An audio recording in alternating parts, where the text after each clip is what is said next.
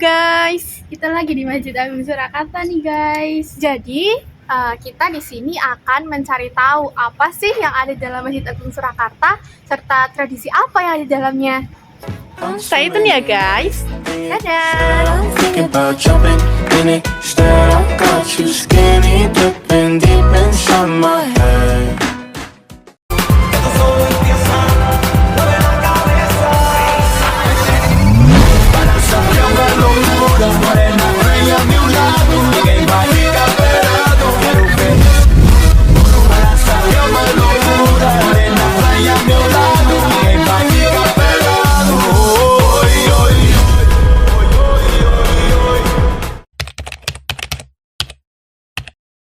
Kami dari UIN Raden Mas Said Surakarta izin mewawancarai Bapak soal sejarah yang ada di masjid, sejarah Masjid Agung, dan beberapa kegiatan yang ada di masjid nih Pak. Ya.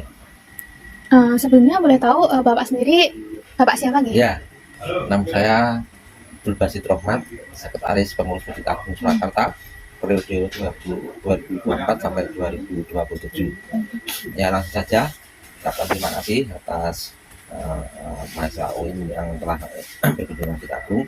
Kaitannya dengan sejarah Masjid Agung Surakarta ini, di Masjid Agung, kalau nama keratonnya Masjid Agung Karaton Kasunanan Surakarta ini dibangun sejak tahun 1745 ketika Pakubono yang ketiga memindahkan keratonnya dari Kartosuro ke Desa Solo karena ada peristiwa gegel petinan atau pemberontakan suku Tionghoa kepada keraton dan pemerintah Hindia Belanda. Di samping memindahkan keratonnya ke Desa Solo, Pakubono ketiga ini karena jabatannya tidak hanya sebagai raja tapi juga sebagai ulama yang mempunyai kewajiban menyiarkan agama Islam, dan pada waktu itu baru dibagi dua kerajaan Mataram Islam dari Jogja dan Kasunanan. Beliau terinspirasi juga untuk tidak hanya membangun pusat pemerintah keraton tapi juga masjid ini untuk sebagai pusat syiar Islam. Dia Pakubono ketiga ini terinspirasi dengan kerajaan Demak Bintoro itu yang juga membangun masjid di dekat dengan keraton. Makanya Keraton Surakarta, Kasunanan Surakarta juga membangun masjid. Dalam perkembangannya, masjid ini tidak hanya satu raja Pakubono ketiga saja yang membangun, tapi setiap pergantian raja selalu dilengkapi atau ditambah bangunannya atau juga fungsinya sesuai dengan perkembangannya. Jadi misalnya Pakubono ke-8 ini mendirikan jam matahari itu, kemudian juga Pakubono yang ke-8 juga menambah bangunan untuk kegiatan syiar sekaten itu yang setiap bulan Mulut ini gamelan Guntur Madu Guntur Sari, yang juga di Demak, Cirebon, Jogja itu diadakan sekaten juga, itu dibunyikan di Masjid Agung. Juga dibangun tahun 1900 ini Mambalulum yang dulu untuk pusat pendidikan para khotib dan dai-dai yang ditugaskan raja menyebarkan agama Islam di wilayah Keraton Surakarta sekitarnya seperti di Boyolali, Ponorogo dan sebagainya. Juga yang ini arsitektur masjid ini kan ada kearifan lokalnya, arsitekturnya rumah adat Jawa berbentuk joglo. Oleh Pakubono yang ke-10 ketika dia naik haji, dia terinspirasi bahwa masjid itu harus ada menaranya supaya terlihat dari jauh, dan kalau adzan pada waktu itu belum ada pengeras suara ini, suaranya lebih nyaring, jadi pakai lotong itu.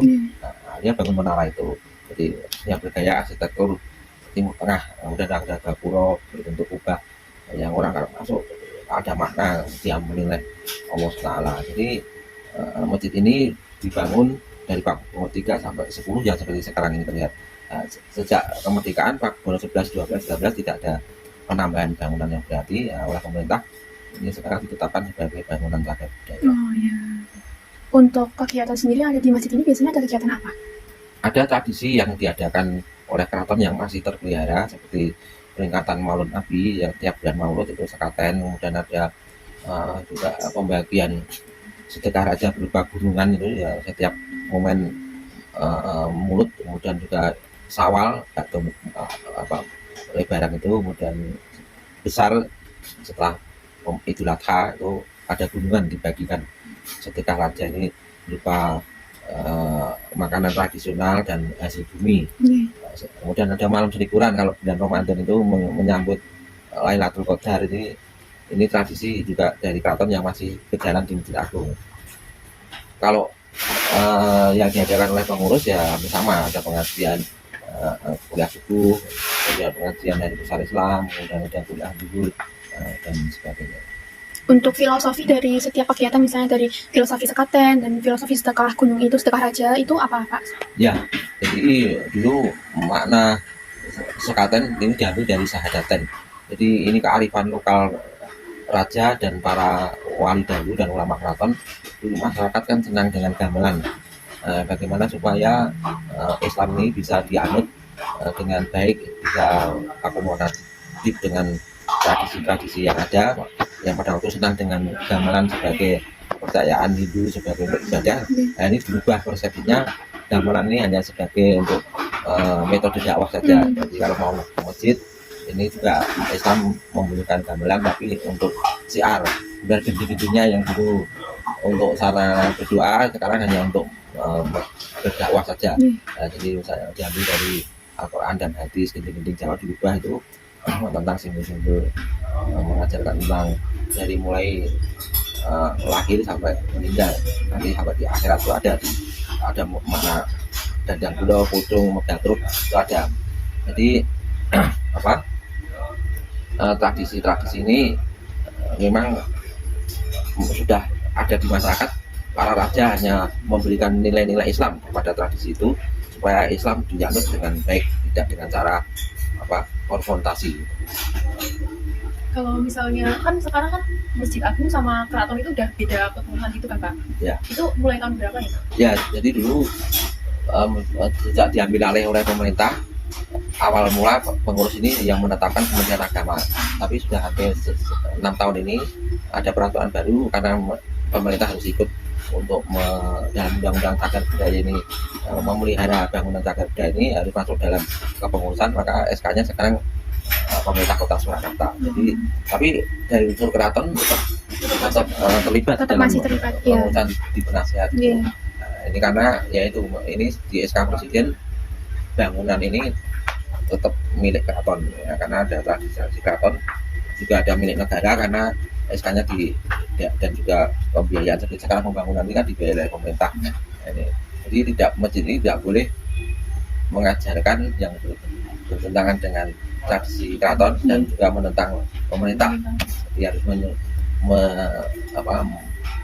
mendukung kegiatan keraton dan mendukung program-program pemerintah. Dan juga masjid ini milik umat Islam, harus ukhuwah Islamnya. Jadi di masjid ini tidak boleh mengajarkan tentang menghina mazhab lain, tentang mengkafirkan, membid'ahkan dan sebagainya. Jadi masjid ini ya insya Allah harus sebagai wujud persatuan Indonesia, juga persatuan umat Islam.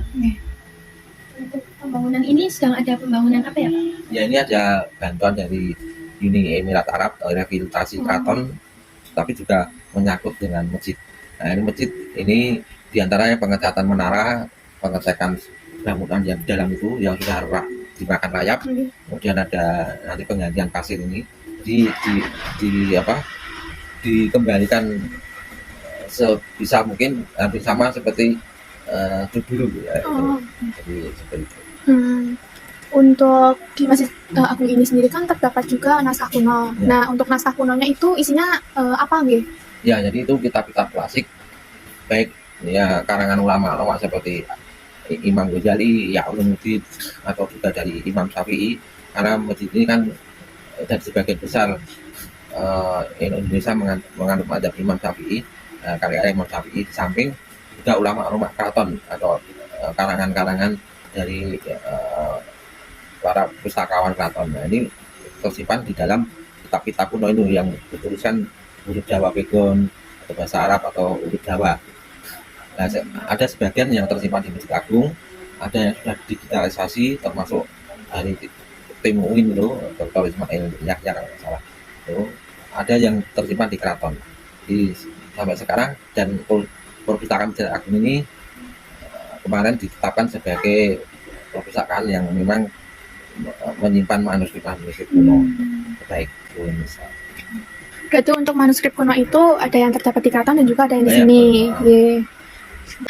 Mungkin untuk wawancaranya mengenai sejarah masjid dan juga tradisi-tradisinya cukup sampai di sini, nggih Pak.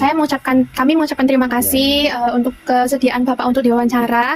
Untuk kurang lebihnya kami mohon maaf nih Pak. Terima kasih. Wassalamualaikum warahmatullahi wabarakatuh. Halo, permisi Mbak. Kalau boleh tahu nih, Mbaknya asalnya dari mana nih? Perkenalin, nama aku Silvi, asalnya dari Jogja. Oh, dari Jogja. Mbaknya udah pernah kesini sebelumnya atau ini baru pertama kali? Ini baru pertama kali, soalnya saya di sini juga survei buat tugas kuliah. Oh, kalau tahu tempat ini dari mana? Kebetulan tahu tempat ini dari dosen, jadi kita udah dibagi kelompok gitu buat kunjungan survei. Nah itu kita dapatnya di sini. Oh, berarti itu tugas kuliah yang udah ditetapin dari dosen dibagi gitu. Untuk tanggapan dan harapan untuk masjid ini, Mbaknya ada tanggapan dan harapan apa nih? Nah, tanggapannya mungkin apa ya? Karena saya baru pertama kali di sini juga, terus ngelihat di sini kan masih dalam renovasi. Jadi mungkin belum tahu aktivitas seperti biasanya. Kalau misalkan ada orang yang pergi ke sini mungkin cuma buat sholat atau Iya. buat kunjungan aja, itu kayak gitu sih paling. Oke, makasih ya Mbak udah bersedia untuk kami wawancarai. Dan Bapak siapa Pak? Bapak Nur Sahid. Bapak Nur Sahid ya. Oke. Di sini sudah bekerja berapa tahun Pak? Ya kurang luwe 20 tahun. 20 tahun dari Ya. 2010. 10 Oke. Mengetahui tempat masjid ini itu bagaimana Pak? mau tahu tempat masjid ini bagi saya baik sekali untuk kalangan umat Islam terutama. Oke. Apa yang didapatkan dari adanya masjid ini Pak? Saya di sini sebagai kebersihan kaitannya kebersihan Masjid Agung Surakarta, sebagai karyawan Masjid Agung Surakarta yang saya cari cuma keberkahan dari Masjid Agung Surakarta. Oke, berkah Pak. Iya. Terima kasih Pak Iya, sudah mau Mbak. diwawancarai. Permisi Bapak. Ya, Boleh tahu namanya Bapak siapa sama umurnya? Bapak Soekarno. Bapak Umurnya kalau nggak salah 53. Bapak di sini sejak kapan? Saya kalau nggak salah 89. Oh, 89. Berarti Dari udah Solo. berpuluh-puluh tahun ya? Iya. Lebih dari 10 tahun. Ya, lebih. Bapak mengetahui Masjid Agung itu bagaimana? Ya kan ini kan ikon sejarahnya Kota Solo. Maksudnya kan ini masuk Masjid Cagar Budaya. Ya masih ada hubungannya dengan keraton. Memang dulu memang punya keraton, tapi kan sekarang kan udah Udah bisa. ada apa? Dikelola ya. Udah ada kelolanya sendiri. Ada yang ngelola terus dibikin kan yang ngelola kan. Maksudnya dengan masuk apa? Ikon Cagar Budaya Solo sama dengan Klewer juga itu ada hubungannya. Terus Bapak dapat apa dari masjid ini? Alhamdulillah kita bisa jualan, bisa apa ikut ibadah tiap hari di sini. Nah, terus ada apa orang-orang wisata dari luar tuh kan tujuannya pun ke sini sama ke Klewer pasti itu. Kayak tempatnya kan aman. Apalagi tiap tahun juga untuk event mbak. Event sekaten tuh kan di sini juga. Oh, di sini. Turunnya gamelan sama gunungan di sini. Terus tiap tahun setiap bulan Maulud itu rutin. Apalagi untuk kegiatan apa pengajian apa tuh juga di sini. Banyak kegiatan ya Pak berarti di sini. Banyak. Cuman karena ada renovasi ini kan sementara acara dipending dulu. Cukup itu ya Pak. Oh, iya. Terima kasih Iya. banyak. Halo guys. Nah, itu tadi merupakan penelusuran kita di Masjid Agung Surakarta. Semoga video ini bermanfaat bagi teman-teman semuanya. Dadah.